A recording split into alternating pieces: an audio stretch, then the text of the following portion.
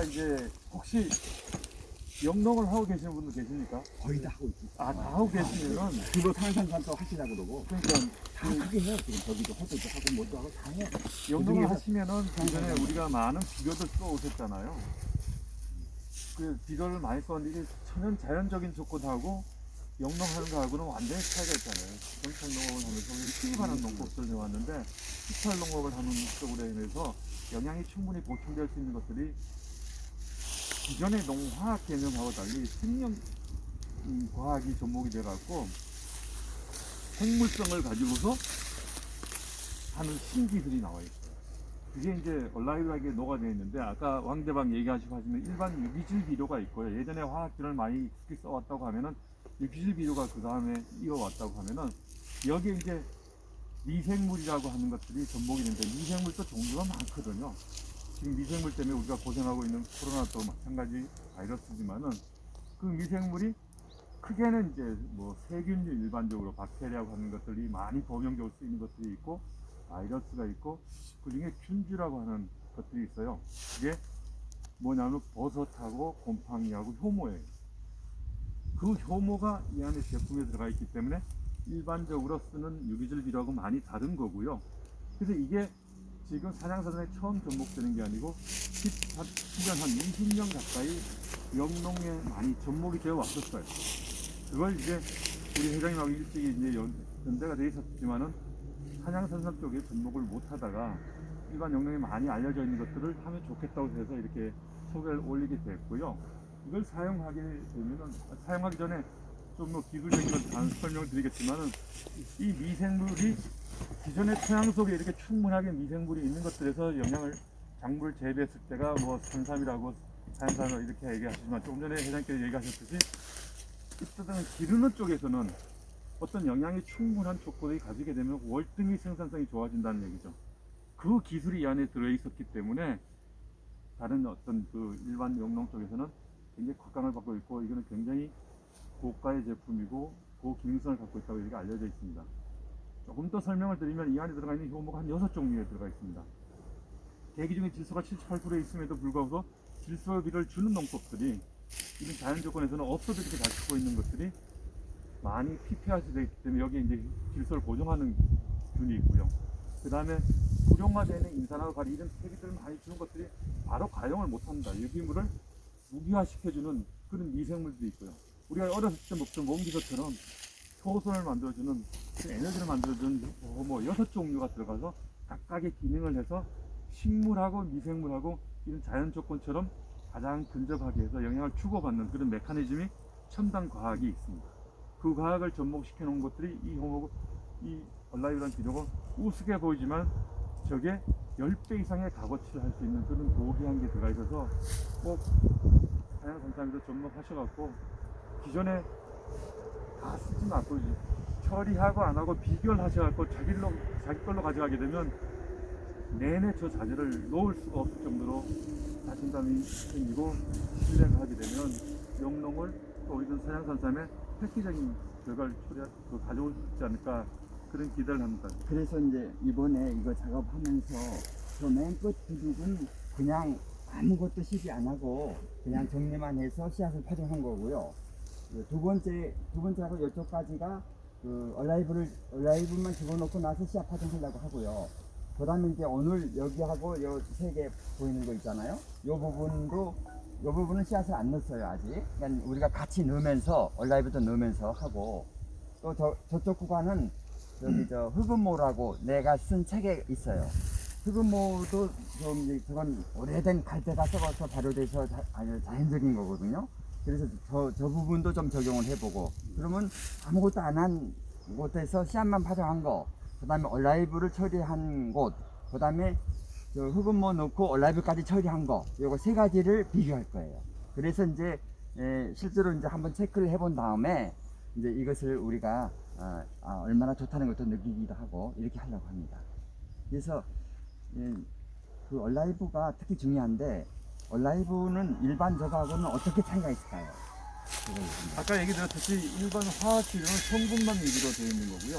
유기질 비료는 유기물 위주로 되어 있고 이걸 직접적으로 가용할 수 있는 것들은 무기화 과정, 비료화 과정을 거쳐야 되는데 그 그걸 저 안에 기술이 녹여져 있기 때문에 저걸 사용함으로 인해서 생산성이라든가 우리가 가장 그 지금 현대화 되면서 부족한 게 뭐냐면 각종 농산물들이 뭐 인삼도 마찬가지입니다.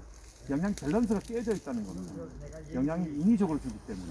근데 이런 자연 조건에서는 훨씬 물질이 좋지만에도 불구하지만은 산양산손처럼 우리가 길러야 되는 것처럼 아까 회장님 얘기하셨듯이 잘하는 게 아니고 길러야 될 때는 영양 밸런스를 맞춰주는 쪽이 인위적으로 공급하는 데는 한계가 있거든요. 근데 저는 미생물이라는 것들이 미생물도 생물이요, 식물도 생물인데 이네들이 서로 상호작용을 합니다. 그걸 우리가 이때까지 간과를 했던 거죠. 심지어 제가 효모라고 얘기했는데 효모라고 하는 것들이 세상에 밝혀진 거는 불과 몇백 년 다. 히포크라테스 쭉 같은 효모가 잠시 가려진 줄 알았는데 알고 보니까 그게 엄청난 에너지를 만들어내는 것이 있었고 그게 농품 쪽에서는 한 챕터 몇십 페이지, 몇백 페이지가 있는데 농학 쪽에서는 반 페이지도 안 나와요. 근데 그게 이런 첨단 과학으로 이제 증명이 돼갖고 21세기가 돼서 이 농자재의 전목이 되어 있기 때문에 영양 밸런스가 깨져 있는 걸 갖다가 획기적으로 끄집어 올리는 겁니다. 그래서 회장님하고 저희가 의기투합했던 게 뭐냐면 기존의 산양산삼보다 좀 더 프리미엄급으로 제대로 되어 있는 영양이 아까 말씀 밸런스가 맞춰져 있는 그런 농작물을 그런 산양산삼을 만들면은 우리가 기존의 어떤 생산성뿐만 아니고 품질적인 면, 영양적인 면까지도 가져가게 되면 굉장히 뿌듯하실 겁니다. 그런 단계로 가져가면 좋겠고 이게 호모라고 하는 미생물적 휴면 상태에 있는 거고요. 물을 주게 되면 비를 만나게 되면은 깨어나서 활성화됐을 때 그런 영양을 꾸준히 공급하고 그 조건이 이런 자연 조건 하에서는 아무래도 가뭄을 타거나 혹은 비가 많이 왔을 때 그게 영양인 밸런스가 깨질 수가 있거든요. 근데 그걸 갖다가 그 극한 조건에서도 훨씬 더 지탱하는 게 더 늘어나고 그렇게 조건을 유지할 수 있는 탁월한 기술이 인하이 됐습니다. 작게 보이지만 보이지 않는 미생물을 이런 식으로 우리가 위기를 겪고 있지만은 저 안에 들어간 것들 그보다 훨씬 고급적인 기술들이 들어가서 작물을 기르게 되면은 굉장히 재미있습니다.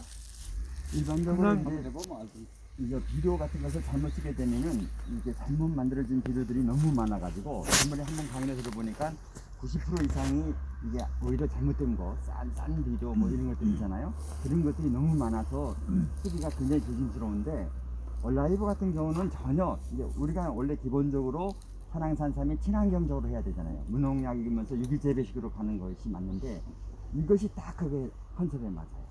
그리고 이제 제가 누차 말씀드린 대로 그냥 파종만 해놓고 그냥 기다리는 개념은 상당히 그 좀 아니거든요. 근데 이제 아무도 그 얘기를 하지는 않고 있는데 제가 책을 썼을 때도 처음부터 저는 몇 가지 자재를 소개했잖아요.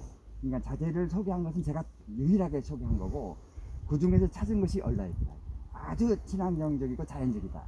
그러면서 실제로 아주 우리한테 좋다 이거예요. 뭐 이건 무슨 그런 양리 성분이라든지 비료 성분이 있는 것이 아니다 이거죠. 그러니까 이제 그런 면에서는 참 맞는 것 같아요. 질문이 있습니다. 예. 지금 이제 이거도 그때 보조 사업도 됩니까? 지금 그 단계는 안 돼 있고요. 안 돼 있어요. 예, 그 보조 사업이라는 것들은 일반 유기질 비료를 갖다가 친환경 사업에 보조해 주는 것이 1,000원 내지 1,600원을 아니, 그건 제가 말씀드릴게요.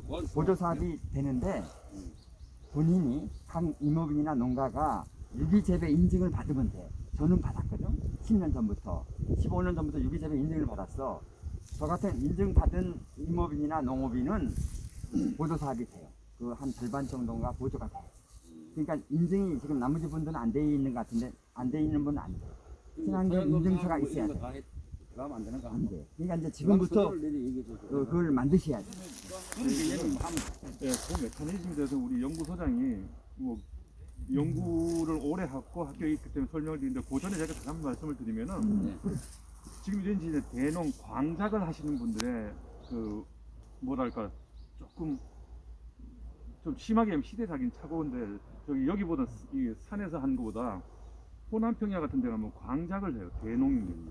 그 사람들이 농법이 어떻게 하냐면은 대충 짓고 수확물만 가지고 가져가도 되니까 그러니까 그렇게 농사를 짓거든요. 아니거든요. 이제는 과학 시대는 단위 면적 작은 데서 소출을 많이 올릴 수 있는 그런 과학이 있는데도 불구하고 그 사람들은 그냥 대충 농사를 아까 회장님께서 얘기하셨듯이 그냥 잘한다고 생각하게 되면은 소출을 적게 가져갈 수밖에 없고 거기서 뭐 품질 좋은 게 나오는 것들이 상품성을 가진 것들이 소량이 나올 수가 있죠. 근데 이런 기술이 접목이 되게 되면은 생산성도 좋아질 거고 품질도 좋아진다는 얘기죠. 그래서 그런 식의 설명을 제가 드리면서 아까 그 예, 예. 궁금하신 부분에 대해서 연구소장님 좀 덧붙여서 얘기해 주세요. 저기 이게 라이브의 가장 기본적인 게 뭐냐면은 일반적으로 비료를 취급하게 되면 비료라고 하는 게 NPK 상태가 그럼 보통 질소하고 인산 같은 칼 경우 인상 칼이. 칼이 인산이 있으면 그 같은 경우는 질소 같은 경우에는 보통 비가 오면은 이렇게 땅밑으로 내려갑니다. 이제. 내려가게 되고 보통 인산 같은 경우에는 문제가 뭐냐면 인산이 이렇게 있으면은 이게 다른 물질하고 결합이 돼가지고 식물이 이용을 할 수 없습니다. 그래가지고 인산 같은 경우에는 이용을 못하게 되고 질소 같은 경우에 찢겨서 내려가 버리는데 보통 이게 라이브 같은 경우에는 뭐냐면은 그 인산 같은 경우는 토양에 그대로 불용성이 그러니까 사용하지 못하는 인산 같은 경우는 많이 있거든요. 근데 그 갖다 이용할 수 있도록 이제 인산을 이용 가능하게 만들어주는 거. 그다음 질소 같은 경우에는 그 질소를 바로 처리하는 것이 아니라 그 같은 경우는 대기 중에 질소 가스가 많이 있지 않습니까? N2가 있지 않습니까? 그죠? 그걸 갖다가 이제 식물체가 이용할 수 있도록 그 질소를 만들어주는 거죠. 그러면 라이브가 있음으로써 토양이 많이 포함된 인을 갖다가 이용하게 만들어주고 그 다음에 그 질소 같은 경우에 대기 중에 있는 질소를 갖다가 고정을 시켜서 식물을 이용할 수 있도록 만들어주는 거거든요. 그래서 유박하고 비교를 하게 되면 유박 같은 경우에는 질소는 많이 들어있습니다. 질소 이제 인산이 많이 들어있는데 그 같은 경우에는 원래 들어있는 인산을 갖다가 유용화시키지는 못합니다. 그리고 이제 그것도 유박 같은 경우에는 이제 그 질소 같은 경우에는 천천히 이제 분해가 돼서 나오는 거거든요. 그렇기 때문에 좀 효율이 떨어질 수가 있습니다. 근데 인산 같은 경우에는 라이브가 효율이 많이 다르죠.